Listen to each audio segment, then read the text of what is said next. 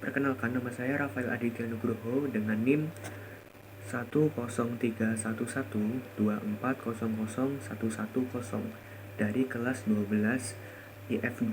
Di sini saya akan menjelaskan tugas soal kalkulus dari subbab CLO1, yaitu nomor 1. Di sini kita mempunyai pertidaksamaan X plus 2 per X min 1 kurang dari atau sama dengan X per X plus 1. Jadi untuk menyelesaikan pertaksamaan ini, kita perlu menyederhanakan pertaksamaan ini dulu. Berarti kita tulis dulu soalnya. X plus 2 per X min 1 kurang atau sama dengan dari X plus 1.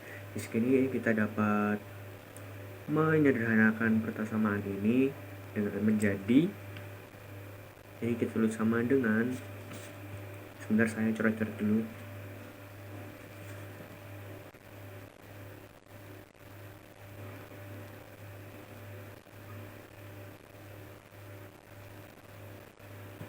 Dan kita mendapatkan X plus 2 per X min 1 dikurangi X per X plus 1 kurang dari atau sama dengan 0. Lalu untuk langkah yang kedua, kita dapat menyamakan penyebut dari masing-masing sisi. Jadi di sini kita bisa tulis, kita kalikan kedua sisi dengan X min 1 dan X plus 1 dengan catatan X tidak sama dengan 1 dan X tidak sama dengan min 1. Jadi kita dapat tulis X plus 2 X plus 1 min X min 1 tidak atau sama dengan 0.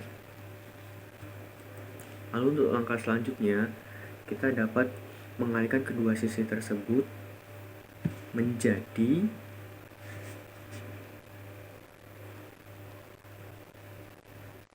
X kuadrat plus 3X plus 2 min X kuadrat min X sama dengan 0. Nah, lalu setelah kita menulis ini, kita dapat menyederhanakan pertidaksamaan ini menjadi sederhanakan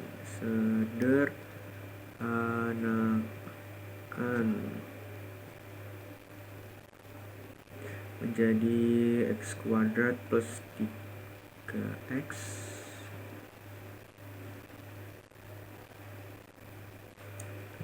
plus 2 dikurangin X kuadrat plus X sama dengan 0.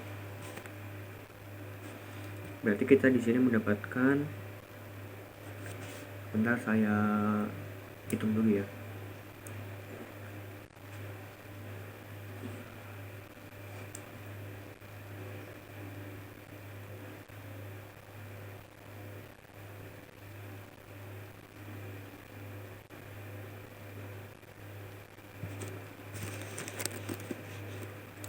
Jadi di sini kita mendapatkan hasil yaitu 4X plus 2 kurang atau sama dengan 0.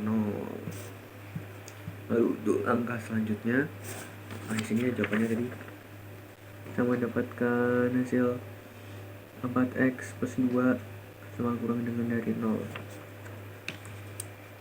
Lalu di sini kita dapat menyelesaikan pertaksamaan linearnya. Jadi tadi hasil yang kita sudah dapatkan itu 4X plus 2 sama dengan atau kurang dari 0 itu menjadi sama dengan 4X min 2. Jadi X sama dengan atau kurang dari min 1/2.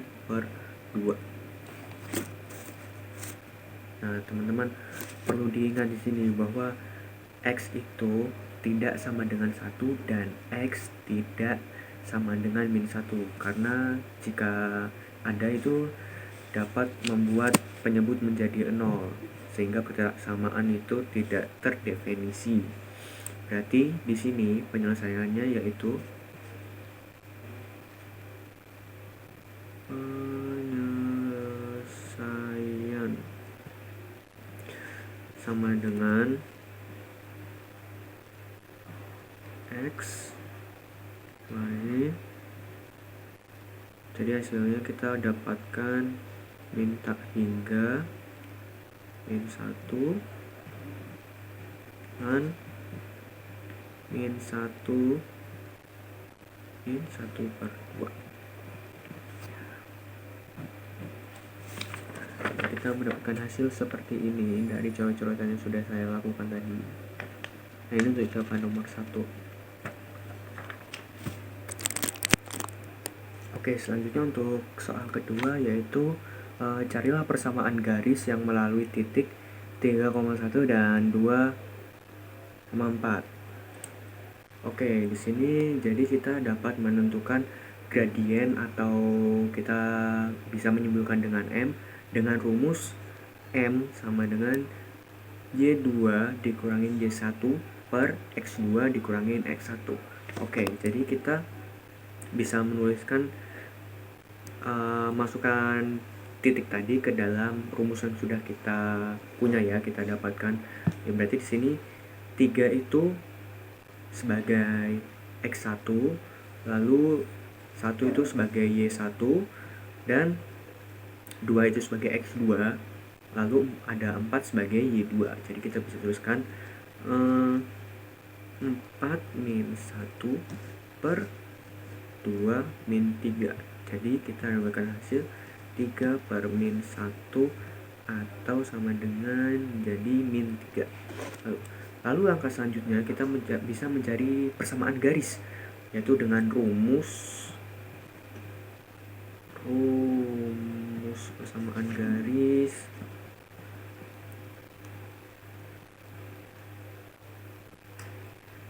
Y dikurangin Y1 sama dengan M X dikurangin X1. Di sini kita menggunakan titik 3,1 ya, yaitu berarti jadi sama dengan Y min Y1 berarti dari 1 sama dengan M nya tadi min kita dapatkan min 3 X, lalu X1 nya berarti tadi kita taruh 3.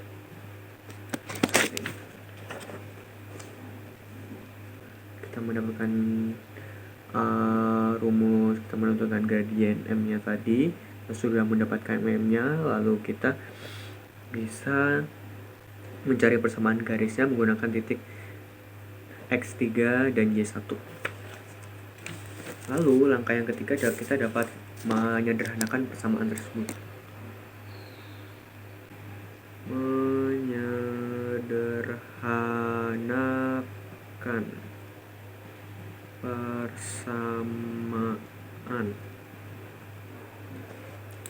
itu menjadi, berarti kita dapat dari Y min 1 sama dengan min 3X plus 9. Lalu kita pindahkan ruasnya tadi 1 itu ke kanan, menjadi Y sama dengan min 3X plus 10. Jadi seperti ini ya. Ini kita pindahkan ruas ke kanan, jadi 9/1 menjadi 10. Lalu kita bisa menentukan kesimpulan dari sini. Jadi kesimpulannya adalah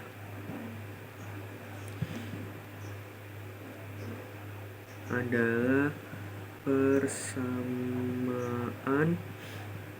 garis yang melalui titik 3 dan X2 Y4 adalah Y sama dengan min 3X plus 10.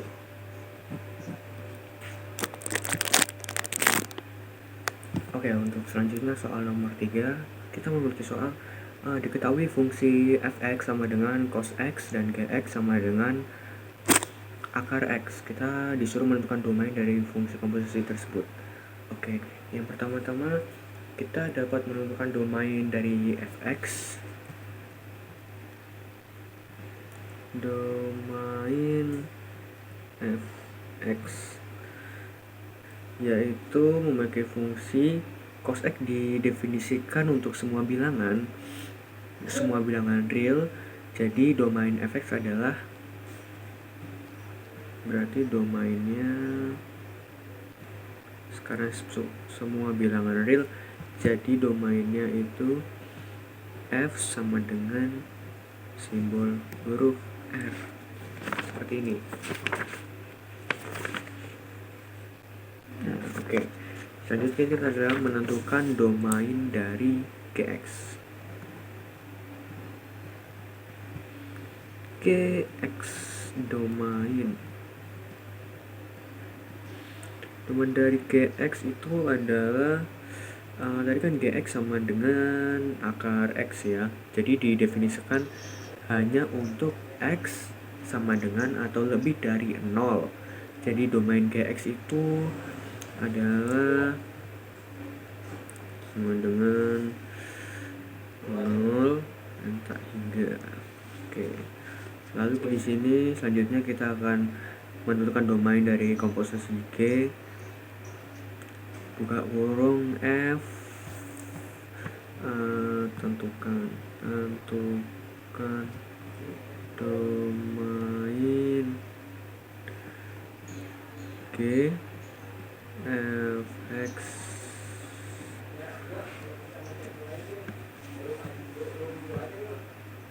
untuk komposisi G buka kurung fx tutup kurung ini berarti sama dengan G itu kan cos X. Jadi kita harus memastikan nilai keluaran dari fx ini berada di dalam domain G. Jadi kita perlu mencari nilai X di mana nilai X itu berarti sama dengan cos X lebih dari 0. Lalu kita akan menentukan, langkah selanjutnya itu menentukan interval cos X sama dengan atau lebih dari 0 ini ya. Tentukan interval cos X sama dengan atau lebih dari 0.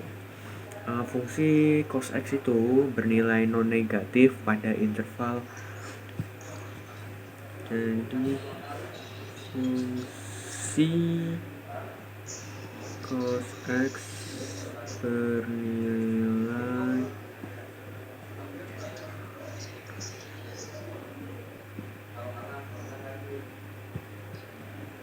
pada interval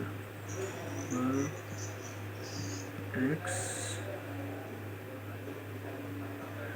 2 kali 2K plus 1 pi dengan K Z. Nah, jadi di sini kita bisa melihat domain akhirnya itu. Jadi kita tuliskan dulu jawabannya. Jadi domain adalah semua nilai X di di mana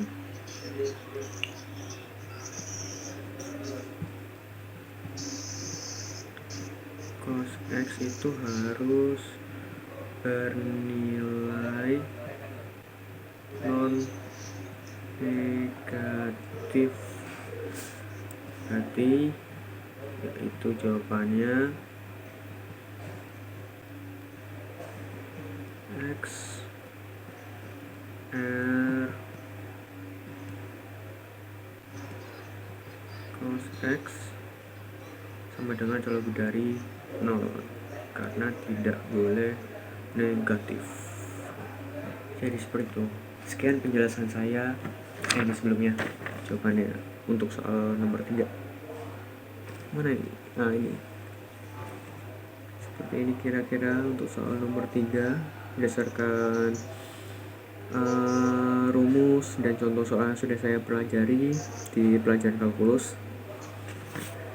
Jadi sekian dari saya untuk menjawab dan menjelaskan langkah-langkah soal tugas CL1 dari nomor 1 sampai 3. Terima kasih.